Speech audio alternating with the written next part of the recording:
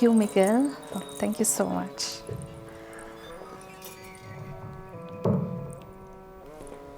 Thank you for having me. ಎಲ್ಲರಿಗೂ ನಮಸ್ಕಾರ. Gaza.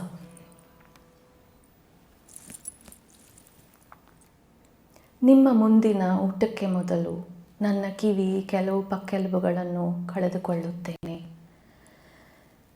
ನನ್ನ ಯಕೃತ್ತು ರಕ್ತಸಾರವಾಗಿ ಆವೇಶಗಳ ಒಂದು ಭಾಗವಾಗುತ್ತದೆ. ನನ್ನ ನೆರೆಹೊರೆಯವರ ಆಸಾನಿನ ಭಾಗ, ಅಕ್ಕನ ಪುಡಿಯಾದ ಅಸ್ಥಿಕುಹುರ, ನನ್ನ ಚಿಕ್ಕಮ್ಮನ ದುಸ್ವಪ್ನಗಳು ಎಲ್ಲ ನನ್ನ ಸಣ್ಣ ಕುಳಿಯಿಂದ ಥಟ್ಟನೆ ಸಿಡಿಯುತ್ತೆ. ಕಣ್ಣಿನೊಂದಿಗೆ ಸಮಾಧಿ. ನಾನು ಕೇಳುವುದು ಒಂದೇ, ನನಗೆ ಒಂದು ಕಣ್ಣು ಬಿಡಿ, ಒಂದೇ ಕಣ್ಣು ಬಿಡಿ. ನನ್ನ ಮನೆಗೆ ಸಿಡಿಗುಂಡಿನಿಂದ ದಾಳಿ ಮಾಡಿದ ಸೈನಿಕನ ಕಣ್ಣಲ್ಲಿ ಕಣ್ಣಿಟ್ಟು ನೋಡಬೇಕು, ಕೇಳಬೇಕು. ನಿಮ್ಮ ದೇಶದಲ್ಲಿ ಕೂಡ ಸತ್ತ ಮಕ್ಕಳು ಕವನಗಳಾಗುತ್ತಾರೆಯೇ? ಅವರು ನಿಷೇಧಿತ ಪದಗಳಾಗುತ್ತಾರೆಯೇ? ನೀವು ನನ್ನ ಮನೆಗೆ ಸಿಡಿಗುಂಡು ಹಾಕಿದಾಗ ನನ್ನ ತಾಯಿಯ ಒಂದು ಬೆರಳು ಬಿಟ್ಟು ಬಿಡಿ. ಒಂದೇ ಬೆರಳು ಅವಳಿಗೆ ಬೇಕಾಗುವುದು ನನ್ನ ಕಾಲುಗಳು ತುಂಡುಗಳೊಂದಿಗೆ ಆಟಕೆಗಳನ್ನು ಅಚ್ಚುಕಟ್ಟಾಗಿ ಮಾಡಲು ಮತ್ತು ತನ್ನ ಗಂಡನ ಶ್ವಾಸಕೋಶವನ್ನು ಹುಡುಕಲು, ನಮ್ಮ ಹೆಸರನ್ನು ಕೂಗಲು. ನನ್ನ ತಂದೆಗೆ ಕನಿಷ್ಠ ಒಂದು ಶ್ವಾಸಕೋಶವನ್ನು ಉಳಿಸಿ, ಏಕೆಂದರೆ ಅವನು ಕನಸು ಕಾಣುತ್ತಾನೆ. ಒಂದು ದಿನ ಎಲ್ಲರಂತೆ ಕೆಲಸಕ್ಕೆ ಹೋಗಬೇಕೆಂದು, ಎಲ್ಲರಂತೆ ಸ್ವಾತಂತ್ರ್ಯದಿಂದ ಉಸಿರಾಡಲೇಬೇಕೆಂದು. ನನ್ನ ಚಿಕ್ಕ ಸಹೋದರನಿಗೆ ದಯವಿಟ್ಟು ಒಂದು ಸಣ್ಣ ವಾದವನ್ನು ಬಿಡಿ. ಯಾವಾಗ ಅವನು ನಡೆಯಲು ಕಲಿಯುತ್ತಾನೆಯೋ ಆಗ ಅವನು ನಡೆಯುತ್ತಾನೆ. ರಕ್ತದಲ್ಲಿ ತೊಯ್ದು ಹೋಗಿರುವ ಈ ಭೂಮಿಯಲ್ಲೆಲ್ಲ ಕೂಗಿ ಕೇಳುತ್ತಾನೆ, ಗಾಜಾ, ನಿನಗೆ ಯಾವಾಗ ಸ್ವಾತಂತ್ರ್ಯ, ಎಂದು ಮುಕ್ತಿ? ನೆನಪಿರಲಿ ಲೋಕವಾಸಿಗಳೇ, ನೆನಪಿರಲಿ. ಪ್ರತಿ ನದಿ, ಪ್ರತಿಯೊಂದು ಸಮುದ್ರದಲ್ಲಿ ಎಲ್ಲೆಲ್ಲೂ ನಿಮ್ಮ ಮೌನ, ಈ ಮೌನ ಎಂದೆಂದು ಪ್ರತಿಧ್ವನಿಸುತ್ತದೆ.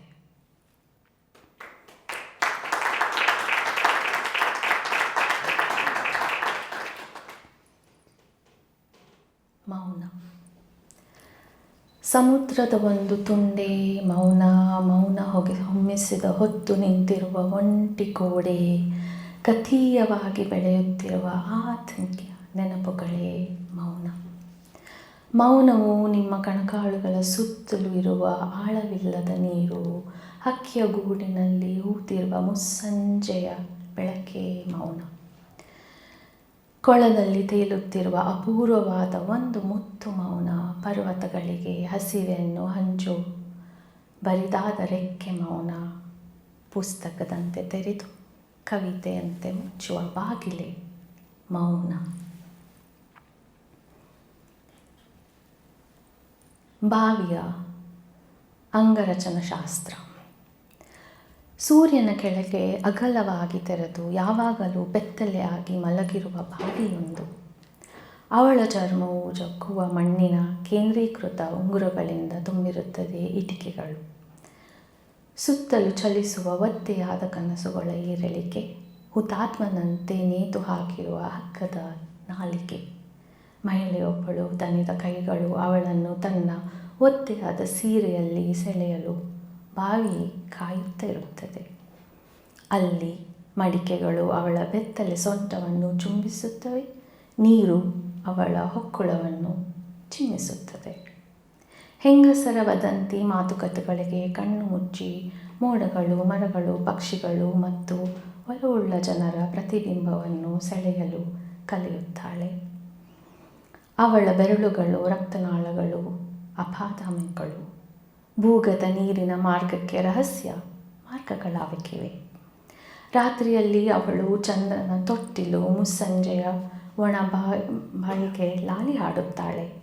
ಆಕೆ ದೋಣಿಗಾಗಿ ಕಾಯುತ್ತಾಳೆ. ಎಣ್ಣೆ ಜಡೆಯುಳ್ಳ ಹೆಂಗಸರು ಮತ್ತು ತಮ್ಮ ಕಂದು ಬಣ್ಣಗಳ ಸ್ಥಾನಗಳ ಮೇಲೆ ಬಾಗಿ ನೀರಿನ ಭಿಕ್ಷೆ ಬೇಡುತ್ತಾರೆ. ಬಾವಿಯು ನದಿಯೊಂದಿಗೆ ದೂರ ಸಂಬಂಧದಲ್ಲಿರುವ ಮಹಿಳೆ ಮಳೆಯನ್ನು ಪ್ರೀತಿಸುತ್ತಾಳೆ, ಪಂಪಿಗೆ ಮದುವೆಯಾಗಿದ್ದಾಳೆ. ಆದರೆ ಎಂದು ಅವಳ ಹೃದಯ ಆಕಾಶದಲ್ಲಿ ಗಾಳಿಪಟದೊಂದಿಗೆ ಹಾರಾಡಲು ಬಯಸುತ್ತದೆ. ನೆರಳು. ಸಂಜೆಯು ಇಳಿದಿದೆ. ನನ್ನ ಪರ್ಯಾಯವಾಗಿ ನೆರಳೇ ಸಾಕು. ಮಳೆ ಅದರ ದೇಹವನ್ನು ತೋಯಿಸುವುದಿಲ್ಲ. ಮುಸ್ಸಂಜೆ ಕಹಿ ಬಣ್ಣ ಅದಕ್ಕೆ ತಾಗುವುದಿಲ್ಲ.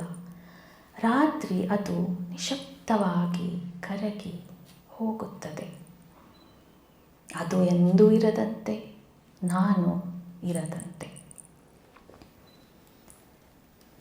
ಅದೃಶ್ಯವಾಗುವ ಕಲೆ ಅರಿಯಬೇಕಾದರೆ ನೆರಳಿನ ಶಾಂತಿಯನ್ನು ಅಂಗೀಕರಿಸಬೇಕು. ಅದು ಮರಗಳ ಜೀವಲಾಲಸೆಗೆ ನೂಲುವ ಬೀಜದಂತೆ ಕನಸಿಗೆ ಈರ್ಷಿಸುವುದಿಲ್ಲ. ಅದು ಮಣ್ಣಿನ ಹನಿಗಳನ್ನು ಹೊತ್ತು ತಂದು ಅವುಗಳ ಪದಗಳಲ್ಲಿ ಬಂಧಿಸಿ ಶ್ವಾಸಹೀನಗೊಳಿಸುವುದಿಲ್ಲ. ಪ್ರೀತಿಯ ಪತ್ರ ಬರೆದು ಚಹಾ ಕುಡಿಯಲು ಮನೆಯೊಂದಿದೆ ಎಂದು ಊಹಿಸದ ನೆರಳು ಕಿಟಕಿ ಅಂಚಿನಲ್ಲಿ ಮೌನವಾಗಿ ಕುಳಿತು ಬೇರೆಯವರ ರೂಪ ತಾನೇ ಕರಗಲು ಯತ್ನಿಸುತ್ತದೆ. ದಿಸ್ ಇಸ್ ನಾಟ್ ಅ ಪೋಮ್. ಇದು ಕವಿತೆಯಲ್ಲ. ಇದು ಕವಿತೆಯಲ್ಲ. ಇದು ಕರ್ಫ್ಯೂನಲ್ಲಿ ಹೊರನಡೆದ ಮಾಂಸಭರಿತ ಪದಗಳು. ಇದು ಹಾಡಿನ ಮೀನಿನ ಮೂಳೆಗಳು, ಪದಗಳಿಲ್ಲದ ಲಕೋಟೆ. ಇದು ಕವಿತೆಯಲ್ಲ. ಸುಡುವ ಹಾಲೆಮರಗಳ ಗಂಟು, ಅರ್ಧ ಬೇಯಿಸಿದ ಅನ್ನದ ಶರಣಾಗತಿ, ಶಾಲೆಯಲ್ಲಿ ಖಾಲಿ ಕಪ್ಪು ಹಲಗೆ, ಕುಕ್ಕರ್ನಲ್ಲಿ ಹಿಮದ ಮೌನ. ಇದು ಕವಿತೆಯಲ್ಲ. ನಿಮ್ಮ ಕಣ್ಗೊಂಬಿಂದ ಮರೆಯಾಗುತ್ತಿರುವ ಬೆಳಕು, ಗುಂಡಿನ ಸಾಕ್ಷಿ, ಚಿಕ್ಕಪ್ಪನ ಹುಚ್ಚುತನ. ಇದು ಕವಿತೆಯಲ್ಲ. ಗುಂಡು ಹೊಡೆದ ಕಣ್ಗಳ ಕ್ಷಮೆಯ ಚೂರುಗಳು, ಓರೆಯಾದ ನಾಲಿಗೆ, ಪ್ರಾರ್ಥನೆಯಲ್ಲಿ ನೆನೆದ ನಿತ್ಯ ಪುಷ್ಪ. ಇದು ಕವಿತೆಯಲ್ಲ. ಯಾರಿಗೆ ಸಮಯವಿದೆ ಕವಿತೆ ಬರೆಯಲು? ಎಂದು ಭೇಟಿಯಾಗದ ಊರಿಗೆ ಕವಿತೆ ಬರೆಯಲು, ಖಾಲಿ ಮನೆಯ ಧ್ವನಿಯನ್ನು ಕೇಳಲು ಯಾರಿಗೆ ಸಮಯವಿದೆ? ನೆಲೆ ಸಮಾಧಿಗಳಲ್ಲಿ ಕಣ್ಮರೆಯಾಗಬಹುದು ಜನರು. ಆಕಸ್ಮಿಕವಾಗಿ ನೀವು ಮರೆತಿದ್ದರೆ ನೀವು ಎಂದು ಮರೆತಂದೆ. ಇದು ಕವಿತೆಯಲ್ಲ.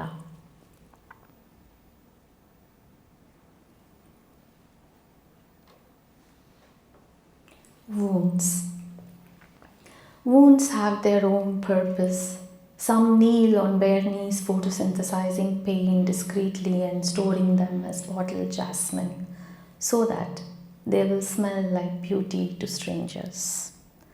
Some wounds lie open in our eyes, one-dimensional, looking like a lie, clairvoyant, stern as a wall clock, reminding you to lick them back to life in the middle of night. Some wounds sleep like ice in prayer. They're just words running around like groundwater. When his tongue meets yours, they wake up and show him where exactly you're hurting. Some wounds are children running in the park in the present, forgetting to eat or sleep, believing in fairy tales, gentleness of the world and closure. Most wounds are ready to heal. When night falls, they hum like cricket, calling distant wars, waiting for nostalgia to cease. Like a patient lying in the hospital bed, waiting for death.